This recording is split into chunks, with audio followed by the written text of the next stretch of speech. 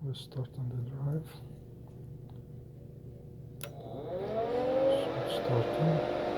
Here's the speed. Okay, it starts running again. It's my voltage current here. The phase. It's slow. Getting to speed. Long acceleration time.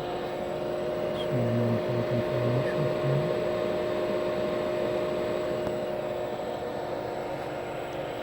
So this motor voltage already keep running. High speed.